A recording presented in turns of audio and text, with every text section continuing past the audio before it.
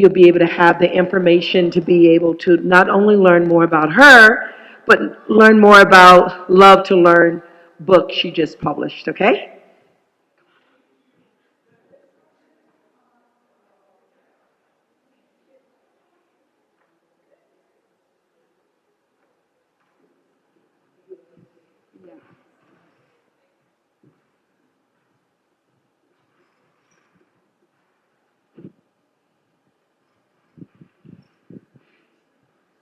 Yeah, and please, I see a few more people in the back if you wanted to come up front. Um, we have a mighty crowd here for early childhood education, which is nice. And we'll try to make it as conversational as possible.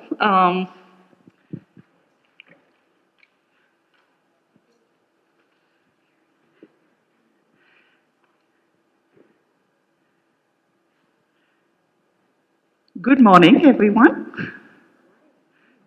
Good morning, everyone. Okay. I need all of you to with us. Yeah! I know, exactly. So the topic is one that's, very, very close to my own heart, given that this is a subtitle of my own book. So the transformative power of care and connection in early education. And before turning to the panelists, I had shared last night a few data on the importance of relationships for learning. This morning, I was going to share another data point on the importance of relationships for well-being. And this is one of my colleagues named Casper Adiman, who I believe has the best job on earth. He studies baby laughter. So he did this experiment where he put little ones between age 2.5 to 4 in 3 subgroups. One group was babies by themselves. Second group was babies in pairs. And then third group was babies in a small group. And here is what he found. He found that the mere presence of one peer, so group number 2 or group number 3, led to laughter increases by 8 times, which suggests that clearly we as human beings are wired for connections and that our well-being depends on relationships. Anyway, I thought I would start with that framing before turning to these 4 incredible leaders in early education who are also 4 amazing friends. So it's a delight to see all 4 of you here and be with all of you. It's such a privilege this morning. So, such a privilege. So I was going to turn to Dana first. And Dana has been studying language and brain development for years. And I was going to ask, how do you think about this question about nurturing relationships and child development? Well, first off, I want to thank you for inviting me and being part of this amazing panel. I think this is the joy of our field. We have such amazing humans who are just trying to make good in this world. So I'm going to put on my neuroscience hat, sort of the way you sort of framed laughter, which sometimes can feel so throwaway, but it is so foundational to who we are as humans. We are wired for connection. And even when you look at it through the lens of language, it's very, very, very clear that social connections are part and parcel to who we are and why we as humans are so incredibly creative and intelligent. And it goes back to, interestingly, birth. Because like so many human innovations, it emerged from what looked like a weakness. As many of us know, babies come out absolutely helpless. Unlike any other species, whether it be the dolphin who can swim immediately or the monkey who can hold on to their mamas from birth, we are totally helpless. With our oversized heads that can't even be held up for weeks on end, this created an intense evolutionary pressure on the adult caregiver. And strangely enough, it's thought to be the foundations of why we had to develop language. There's a very interesting researcher, Madeline Beekman, who basically said bigger brains meant earlier births. Earlier births required more support. And language is basically how we asked for help. And this evolutionary adaptation really provided this feedback loop. The need for extensive care, which we all know is a reality of taking care of humans, actually helped develop our very complex social capabilities, whether it be reading facial emotions or coordinating collective care. So interestingly, the survival of infants and their bigger brains required us to have more sophisticated social connections. And this is a really important insight because I don't think people see the connections between our utter helplessness, all the incredible work that is necessary in the early childhood field, and the evolutionary gift of why humans are the most intelligent of all species, at least for now, because nature created this elegant cycle. So there is no doubt that care and connection are so crucial to who we are as humans and are not just a throwaway, right, but are core to why we are who we are as humans. So. Dana, can I follow up with the question about your incredible latest experiment with Louette and what you are tracking and what you're hoping to do with, and maybe if you could explain what it is to everyone. Sure. Sure. So Louette is a technology that I'll explain in just a moment, but it is a portmanteau between language and duet, because the most powerful interaction is the back and forth between human to human or parent, caregiver to child. And so I'll tell you about this technology we're building, but before I say it, explain it, I really want to contextualize that the most important things that we can do to improve the early childhood field are more investments from a policy standpoint, more investments in parents and caregivers. So with that being said, as I talk about this technology, I want to frame it that way. So, but what is so clear is that if we go back to the fact that language is like the milk for the developing brain, just like we need milk to feed the body, we need language and interaction to build the brain. I was thinking about how we have all these technologies happening, right? So many of them are about replacement of humans or substitution. And I was thinking, can we build a technology that really anchors on that relationship, that provides, information to the adult caregiver? And there's research showing that, we often as adults overestimate how much we're talking and interacting. Could we build a technology that gives feedback and maybe helps build intuition around that?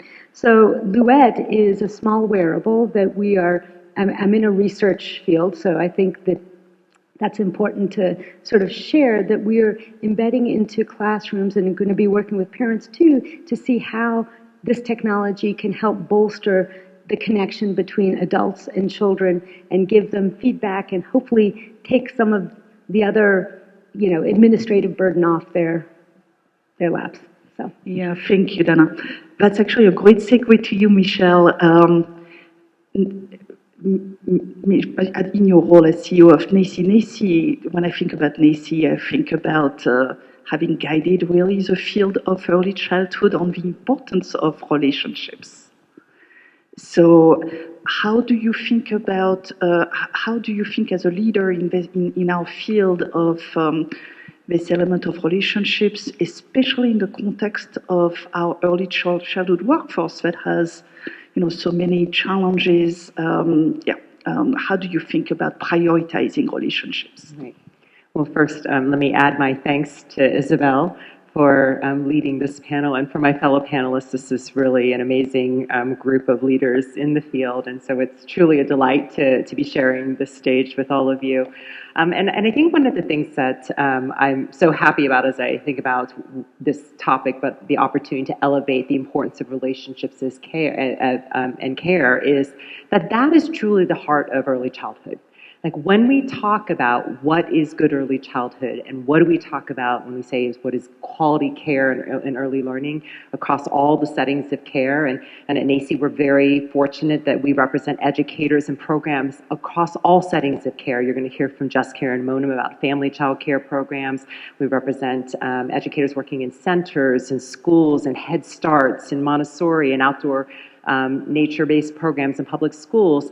But what is consistent about what we see that is important about quality early learning is that it is about the powerful relationship of an adult with children, nurturing their care on and their development, and recognizing the context in which they come from, their families, their background, the individual needs of that child, of learning. And how do you get at that? It's through the power of a relationship. It is about the caring of an adult who understands child development, who understands what is good for children. And so when I think about the power of our association and our work, it is elevating the fact that we need qualified, supported educators to be able to work in these settings, partnering with families to be able to develop, to help support the development of children with these strong relationships. And I know there's a lot of talk about AI. I know there's been talk about AI here, and certainly there's lots of talk about the power of AI. And I think that there's a lot of potential for what AI could do to help support education. But one of the things it will not ever be able to do is to create a powerful relationship with the child and to take away the fact that adults need to be able to provide that care. When we talk about what is developmentally appropriate, and NACE is very proud to elevate developmentally appropriate practice and standards of care that talk about appropriate play-based learning, we have to think about the fact that that is delivered with an adult in mind. And I think about what is powerful about what happens in early learning settings. It's about supporting these adults who are doing work with the most vulnerable learners. They're not respected enough, they are not compensated enough, and they are not elevated enough for the work that they do. So, I have loved, Isabelle, the concepts that you have elevated in terms of how important it is that we are centering relationships, because that is what truly the core of early childhood is. Thank you, Michelle. Jessica, as Michelle mentioned, your work is really centering family, childcare, and communities. So how do you think about love and relationships in communities at this time of, deep polarization in our country? How do we elevate some of those themes? How do you see this in your work day to day? Yeah, this is such a great question. So just to give some context for everyone here in the room, children are cared for in so many settings, and they are learning in all of those settings, and they need to be loved in all of those settings, whether that's with a parent or a grandparent or a relative, whether it's in a child care center or a school-based program, or, as with the educators at All Our Kin, family child care educators. So these are folks, primarily women, who open their homes to create micro child care programs that you will find all over this country as an essential source of care, especially for our very youngest children or families that have other barriers to accessing child care. And the thing about family child care educators is they come to this work out of love and passion and a sense of mission, and over the years accumulate decades of experience and knowledge. And it has been our great honor and joy at All Our Kin to partner with family child care educators to bring them training and support, the best knowledge about child development and business practices, opportunities to build community and make their voices heard, first across Connecticut, then New York, and now in 33 states where we have partners. And what we have seen again and again is that educators bring an ability to individualize, to respond to the child as thriving, but also the child who is maybe having a harder time, as many children are since COVID. Bring that love that is essential to all human interaction, to our ability to learn, but also to the kind of people that we're going to become later on in life. And often that work of learning is invisible. You know, this funny thing happened in the pandemic where we all started saying, oh, care is visible, care is visible. But really what we meant is care is visible for parents to go to work. And what we still have not recognized is care is essential to create the human beings that we all want our children to be and thrive. Parents know that child care educators do this. When I was a parent, I went to my educator with every question that I had. We did a study with Yale School of Medicine where we asked parents, do you trust your pediatrician more or your caregiver? And parents said, well, the pediatrician knows the science, but my caregiver knows my child. We actually found those were the recommendations they were most likely to listen to. So educators are building the foundations for all the ways that children learn. They are helping children learn empathy and curiosity and grit and perseverance and how to read and about numeracy and about nature and about the world. All those things start with love. And one of the reasons I'm so honored and grateful to be on a panel with Isabelle is that Isabelle is telling the world the story of how it is that we learn through love and how essential it is that that is where we begin. So I'm very happy to be here with all of you today. Thank you, Jessica, for those very nice words. Turning to you, Elsa. So when I think about you, Elsa, I think about your incredible ability to think about system change and public policies and more. But how do you think about some really, we all seem to agree, and I think it's how do we make some of those concepts of relationships, of love, a priority in our public policy? Yeah. So my thanks as well. I am in awe of this panel, and I'm very lucky to be here today with you and to have the opportunity to share some of our work in Colorado as well. So my initial connection to working on this is really where I grew up. And then I'll bring you to the Denver Preschool program. I grew up in Mexico, and I grew up with a family of educators. So I had teachers, principals, superintendents, everybody that is there. But where I learned the most is that I was one of 7. My mom was raising 7 kids because my dad was often traveling with his work, doing a lot of construction work, supervising construction work. So my mom had 7 kids that she had to raise, but we were the 7 youngest cousins out of 54 cousins that I grew up with. And I spent enormous amount of time with my 54 cousins that were older. We got in trouble together. We did all the things that you do, but more than anything, they loved us. They took care of us. They watched over us, and I grew up in a safe community. I could have breakfast in one house and lunch at my aunt's house and dinner at my grandma's house. So it was that community that I think has created that environment. And I think every child should have the opportunity to feel that much love. Should have the right to have that much love and to be nurtured in those kind of environments. The second thing that I will tell you is that my first work was in philanthropy, and I spent 21 years in philanthropy working in early childhood. 21 years ago, I found Dr. Deb Leong. And I found Dr. Deb Leong, who's also from Denver at Metro, because she had called with an intriguing conversation around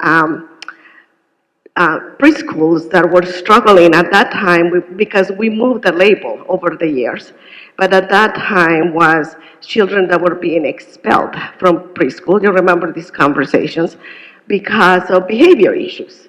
And she had called me and say, I've been working on curriculum that is based on play And I have the data, I have the evaluation, I have the results. I want you to come and see it. So I spent a half morning with her, fell in love with tools of the mind. I have been on her board for 20 years. And I'm still learning from Dr. Deb Leong about the power of play, which is really about the power of love, and the ability to retrain teachers to say, you have the ability to bring this into your classrooms, that it wasn't about discipline, that it was about creating freedom and opportunities for children, and really creating freedom for the teachers to say, play is learning, play is there. And it is the same for parents. I think, so now I'll bring you to the system change. The Denver Preschool Program, we fund 270 childcare providers in Denver to provide access to preschool to 5,000 4-year-olds in Denver and some 3-year-olds. From a policy perspective, we have the ability to move the funding decisions so that we are supporting the ability to do training, that we're supporting the ability to do this work. And so because we are one of the we're the second largest child care local funding initiative, and we're going to be 20 years old next year. We have the ability to help a lot of communities. And the message that we tell a lot of the communities is, just want to remind you that in Denver, 70% of our funding goes to tuition.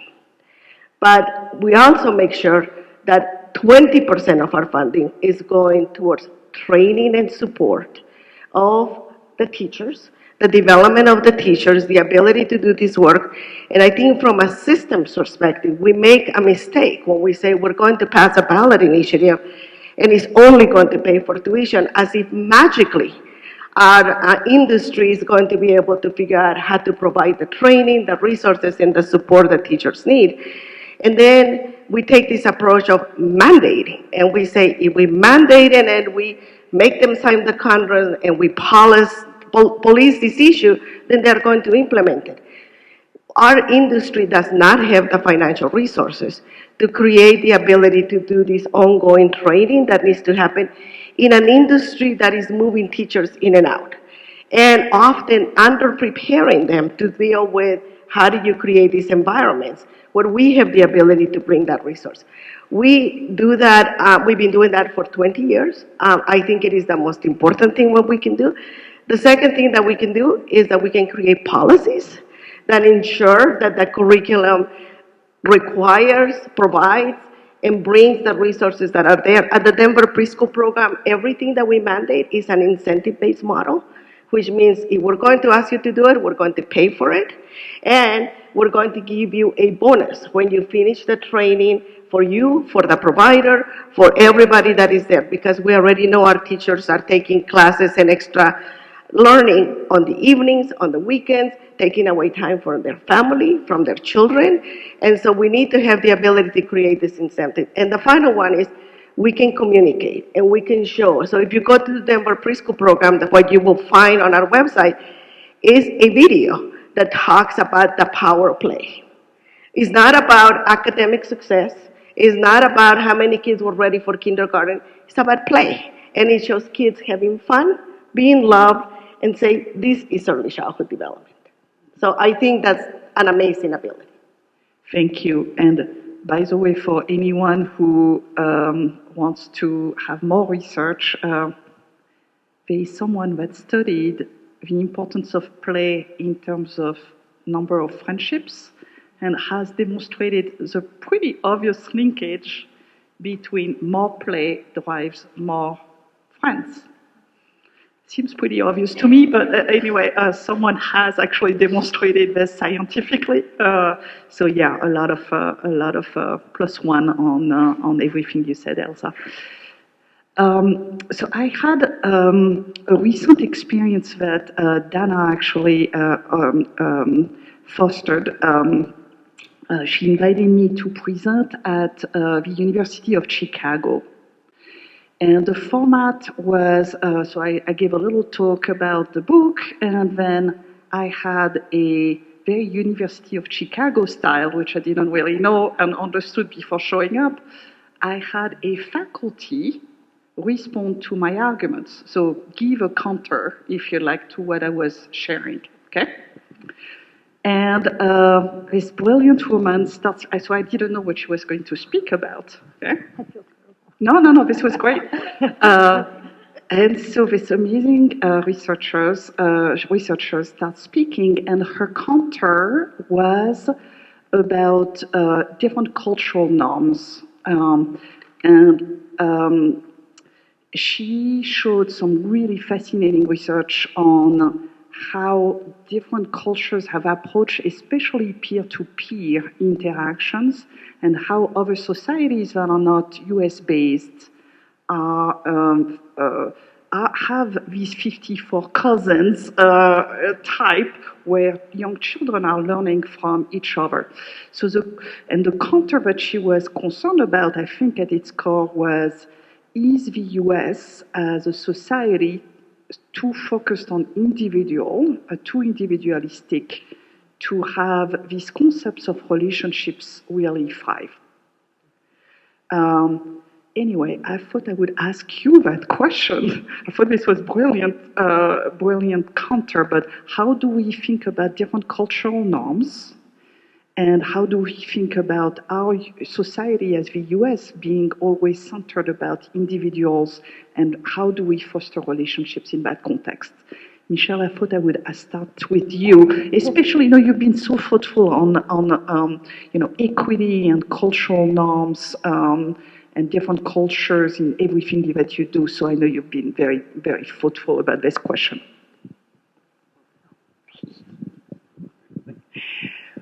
Well, I think back to one of the core tenets of when we talk about what is developmentally appropriate and what is critical in quality early learning. And it is about acknowledging context and community, and especially where is that child coming from. And if we don't start there, if we don't center the child first, then we're missing the point in thinking about like how we can then best think about how we center the strength of relationships. So I take heart in thinking about, in all the different early learning environments I've had the privilege to visit, that when I walk into a classroom or into a home or into a setting and see that the child knows that they are being seen for who they are, that we are actually prioritizing the right thing. If we say that we're going to look at the child and say, who are you? Where are you coming from? What is in your background? And that is so important when we think about language, when we think about learning. I mean, I think about my own experience. I was an English as a second language learner, so the barrier of language, sitting in the context of a learning environment and knowing that that might be an additional obstacle to communication and to developing a caring, loving relationship.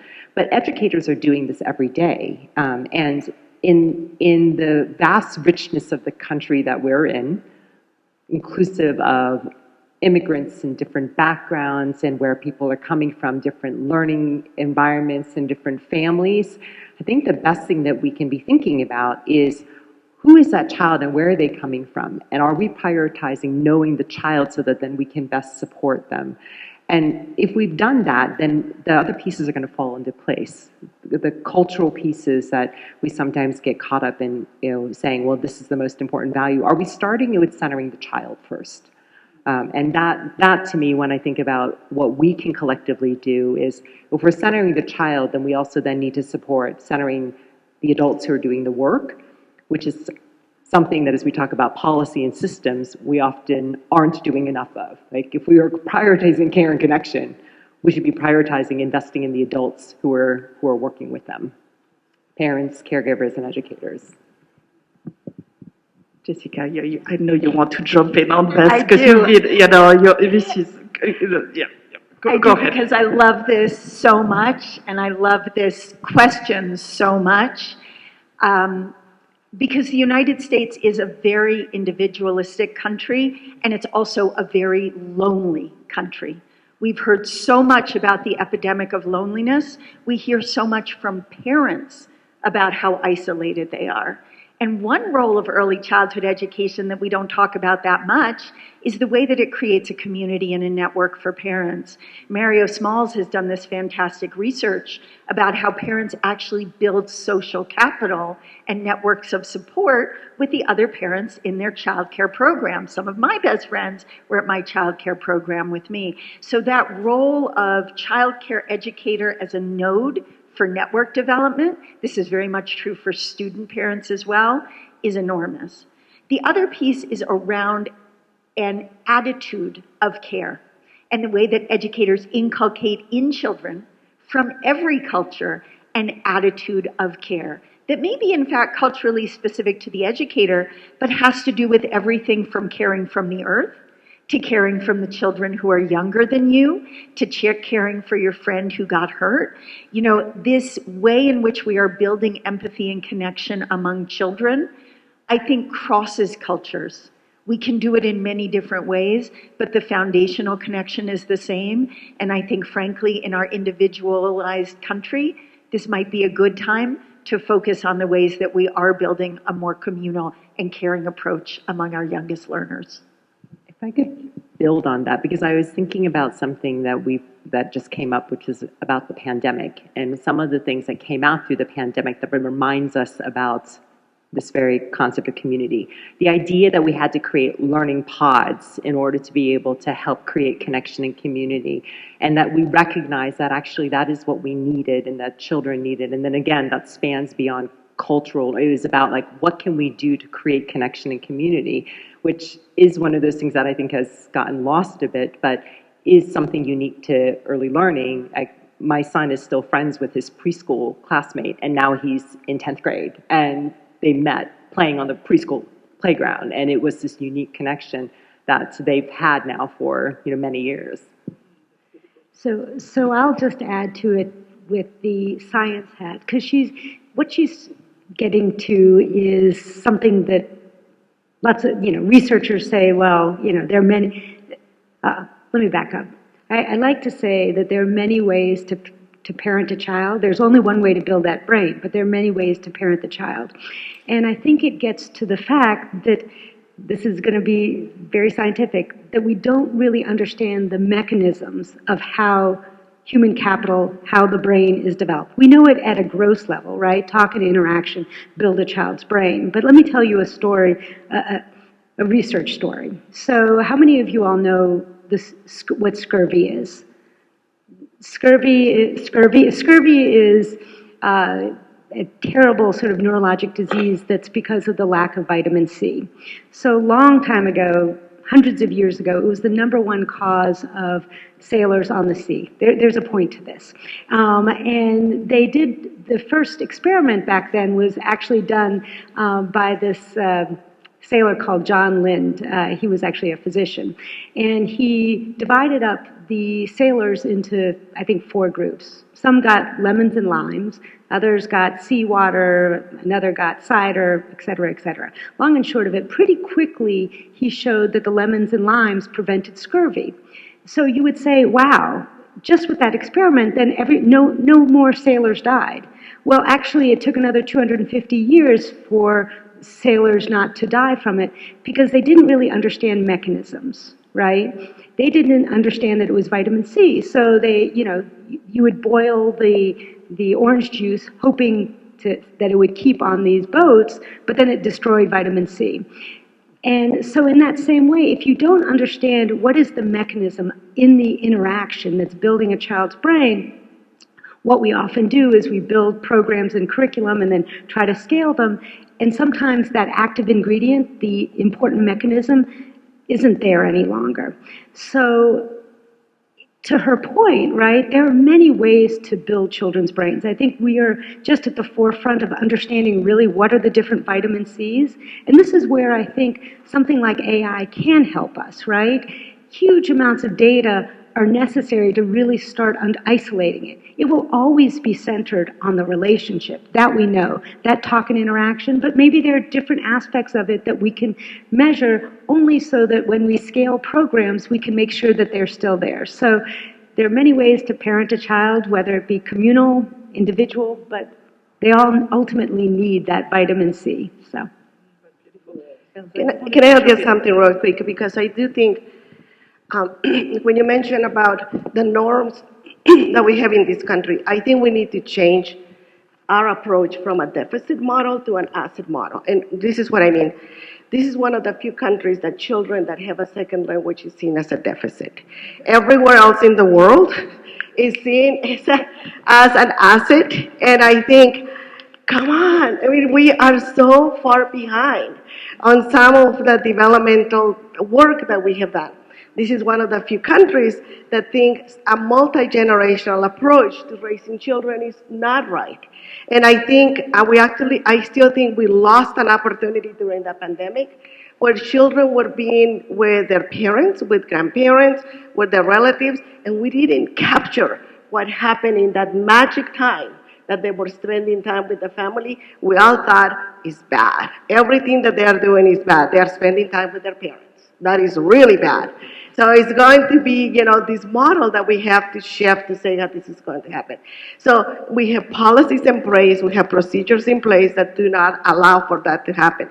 My husband and I have 5 grandkids, and it's been fascinating to see the reaction when they say we're going to join the parent-teacher conferences since they were in preschool when they started, and they don't have the ability to do it. It's like, you're coming to the parent-teacher conferences? Like, yes, I want to know what's happening because they are spending a lot of time at my home. I want to know what is it that we can do to support them, and we did it during the pandemic.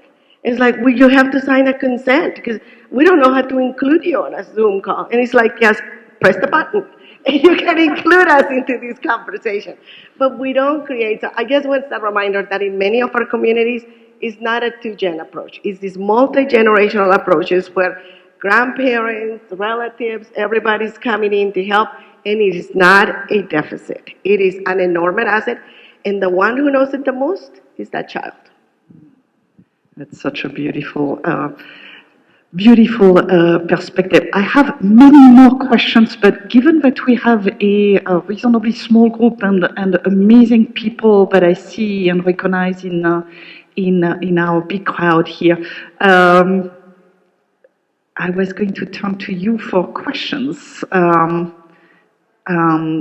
or thoughts or perspectives on what we just discussed. And I will walk around with a mic. And if nobody has question, I will turn to Portia, so be ready, Portia.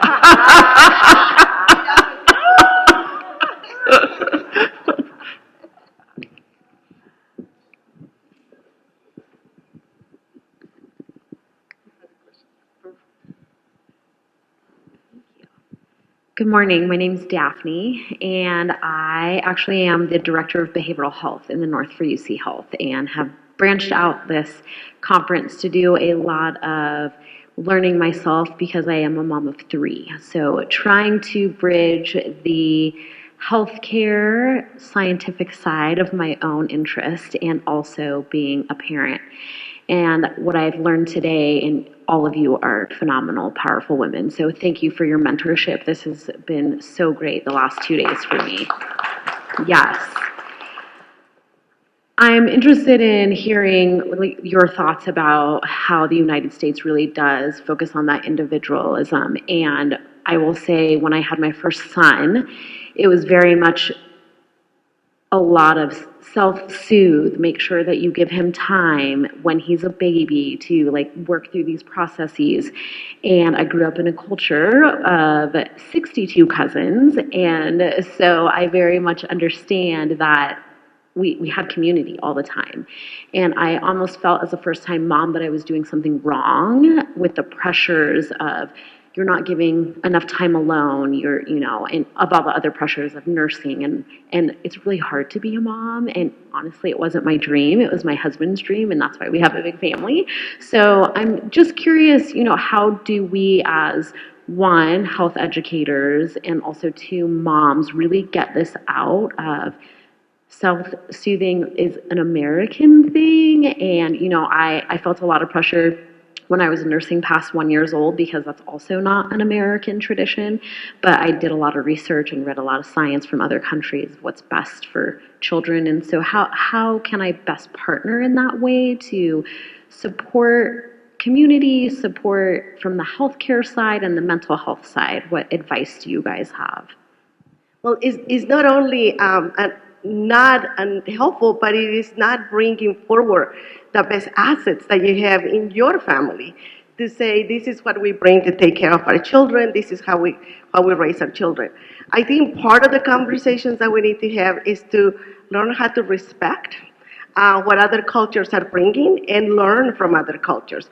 And sometimes this multi-generational learning is being lost. One of the best models that I saw was, and I had the great opportunity to be in Hawaii a few years ago, when they were bringing grandmothers into the classroom, not to come and soothe the children, which is what often people think, oh, grandmothers are going to come and volunteers. They were coming to teach them about the power of the culture, the language, and the resources that were there. They were the teachers, not the assistants, not the volunteers. They were there in charge of culture. By bringing language, culture, and traditions, the results of the programs when these children went to elementary school, middle school, and they are now graduating from high school are extraordinary. What we have learned is when we nurture, support, and bring our cultural awareness into this, the results are incredible. So I will say, don't back off, don't give up, and do exactly what you need to do to say, my culture and my generational has assets, and we can bring those into the conversation. In a systems approach, it is up to us to say, how do we create that space? How do we fund it? How do we create the resources so that we are learning from you?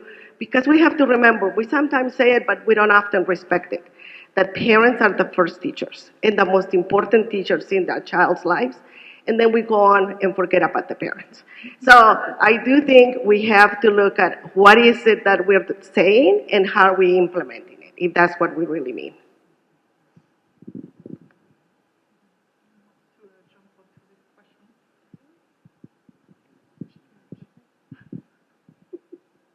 Remember, there is good enough parenting.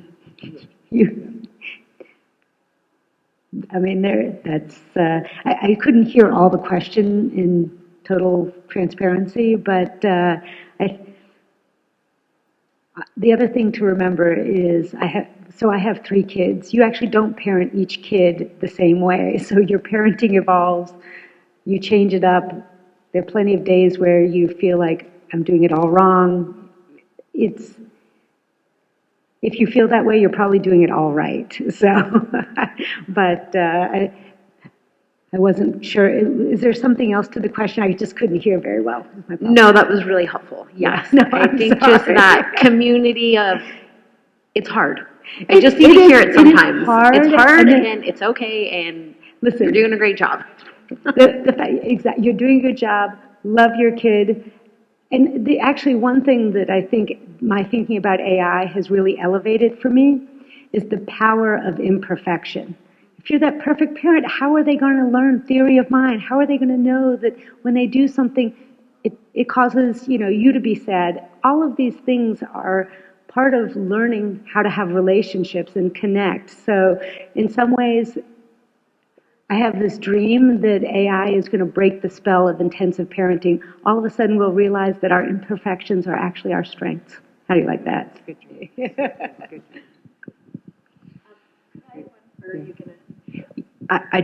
I would say +1 to what Dana has said. I think about my own parenting journey and what it's taught me, also from seeing from the lens of in early education environments, how every child comes out again with their gifts and their unique abilities, and how do we see that, and then how do we support the parent in being able to do that?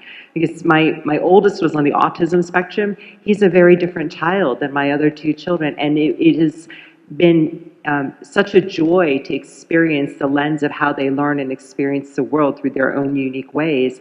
And that cultural context, I was thinking about how my mother would come to visit me and say, no, in Asian culture, you have to do everything for them until a certain age. And so why are they asking them to be independent? But I think that that's why a trusting relationship with caregivers and families is so important. So there's open communication, and then there can be the respect and the shared partnership in being able to give that child everything they need to be able to learn and to know they're loved.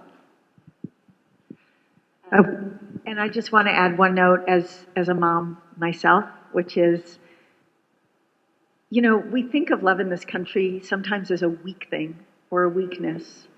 Love is the most powerful force that there is, and I don't think we should ever apologize for passionately loving our children.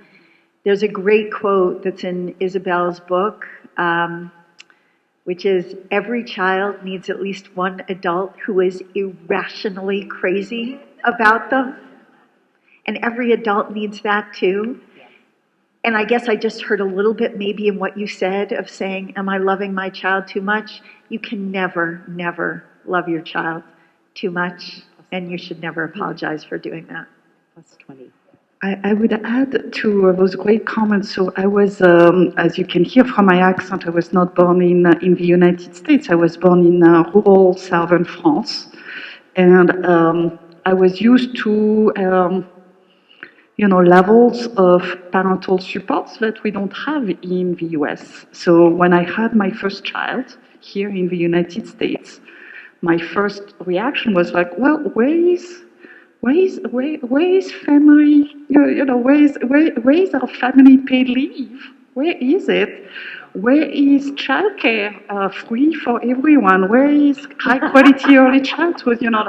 Literally realizing that we don't have those systems of support that I was used to in a very different setting. So and also cultural norms that are very different country by country. Let me pick on one, which is also very personal. One advice to parents that seems to continue prevailing that doesn't fit for my own approach to loving my children is a cry-out method. So this method, as you may all know, if you have had a young child, tells you that you need to let your child cry at night. And the cry will self-soothe, very similar to your comment. Listen, for me, it never worked out. After I think the recommendation is to let the child cry at least, an hour, whatever the recommendation is. I can tell you, after 1 minute, I'm like, my hormonal instinct is to soothe and be with a child. This is not a recommendation that ever worked for me. So I also think that in this parenting advice world, there are lots of recommendations that have not worked for many of us. And following our instincts and our cultural norms, I think works, and what works best in many ways, but really connected to what Jessica mentioned so well, this concept of love, and you can never love a child enough. You can't spoil a child with love. Love builds resiliency, contrary to a lot of writers from the 18th or 19th century that have all been proven wrong at this point by scientists. So love is a very powerful factor that us parents know instinctively, and that we need to continue fostering like you do with your own 3 children. Yeah. We have time for one more question, and again, if nobody is, I'm looking at Portia. Who is going to save Portia here from a question? I'm seeing Isabelle, you here. Yep. Isabelle, can I just add to sleep? Look, a lot of people, sleep is great and important, and I fully believe it, but by the end of, after my 3rd kid, my late husband and I would wake up and all 3 kids were in our bed. So is that what is recommended? Absolutely not. they are not sleeping in our bed anymore. So that's the other thing to remember. What feels like it's forever, all of a sudden you blink your eyes and they're in somebody else's bed. Okay, I'm looking at all of you here. Who has a great question? Or a question? Oh, nice. Portia, you're saved. Hello, everyone. My name is Chinecha Mihanacha. I'm a student at the University of Missouri, Kansas City, Missouri. Missouri. So one question I have is, so I have a niece, so that's actually why I came here. But so my niece, the mom and dad are not together, so they're in a separate household. But how can we ensure, so I'm from Nigeria, and my passion is like, I want her to know my language, but her mom speaks English, but we speak Igbo. So how can we ensure that like she's learning both our culture, but in a way that's like, it's not too much for her. It's not, because she sees us in the weekend, and then she's usually with her mom most of the time. So how can we as a family ensure that she's learning both her culture and she's embracing who she is, both sides? Great question. I will say, first of anything, I think it is the simplest things that you can think of. It's making sure that they are included in the birthday parties, making sure that they are coming to spend, it's time. It's time with your family, it's time with the people that are there, and having the ability to do these places. Is even the little things. You know, our grandkids, from the moment they are born, they know that we're not grandma and grandpa, we're abuela and abuelo. And it connected for them from when they are very little. We have the ability to look at the world from different perspectives, and it opens their mind to say, so it's not as complicated as it is, but it is the ability to spend that time and to know that what you're bringing is strengthening them. It's not about, you know, their a duty or something that you have to comply with. Is because it's going to create a better and stronger child that is connected to their background and who they are. But it is as simple as making sure that they have little things that they can hang on to that connects them to the culture. Okay, Portia, you're bringing us home. First of all, I want to, I have the honor and the privilege to know each of you. But I just want to thank you because I'm sitting here in these turbulent times to have all of you represent such a vast, wide demonstration of our work with children. We've got Jessica here who is talking about friend, family, and neighbor, representing thousands of communities of parents and caregivers across this country. We've got you here, Elsa, talking about this surge that we've been doing to do pre-K here in Denver. And now I think you're going down to 3, but anyway, 3 years old. So no, 4 and 3-year-olds, that's great. We got you here, Michelle, representing, last time I looked, 30,000 professionals across maybe 50,000. Okay, I'm a little behind in my Googling, but I mean, you are representing 50,000 professionals who are engaged in loving, supporting, developing, helping children become the best that they can be. And here we've got the science coming in, the language, the development of the brain. We've got all of these aspects of our early childhood feel. And I'm glad they're recording this, because we're at a point in time where there is so much happening, so much pressure on families. And if families are pressured, guess what? Children are pressured, and children come into the places that they come to, represented by each of you, the way they are, with what they have. And I think this is just a moment for us to really think about, in spite of it all, I have to go back to your book, the power of love. I mean, the loving interactions that we have with each other's families, because families need to be supported and affirmed, because it's a scary world out there for parents. And the affirming and the loving that you provide, loving care that people are providing for our youngest people is going to be making our society. So I really appreciated all that you shared, and I'm glad you recorded it, because when it's all said and done, it's still about human beings and creating people who love and care for each other. And this work that each of you are doing is critically important to that. Okay, I don't see anyone coming in yet, so we are over time. So I would ask you for one closing comment from each one of you. Please be brief so that in case new people come in. What are you hoping for? Call to action on increasing relationships starting in the early years. Then I will start with you. I think I'll just very briefly go back to what I said, that as AI comes into our world, it'll actually paradoxically remind us of what's so most important, the relationships and the connections, our imperfections as humans. That would be my hope. Embrace your imperfections. Nice. Let's fund the workforce. We need to appropriately compensate, support, and respect the early childhood education professionals that are doing this work. So if we believe in care and connection, we're going to fund the workforce. Nice, Michelle. Thank you. Mine is a little bit similar. Is despite the difficulties that we're going through, the Denver Preschool Program is part of a community of locally funded initiatives that invest in early education.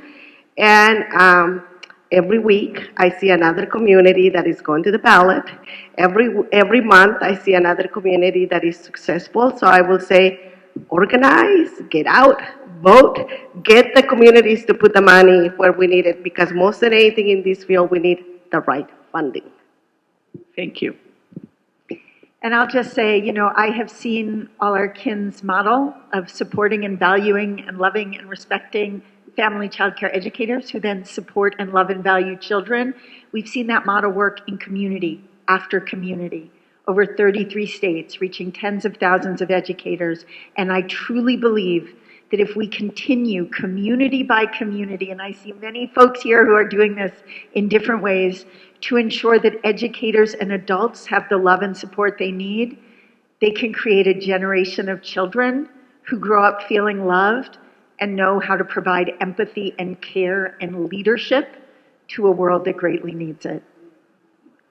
Thank you. Well, please join me to thank this superstar panel here that's so impactful and really changing human lives. Thank you to all of you. Yeah.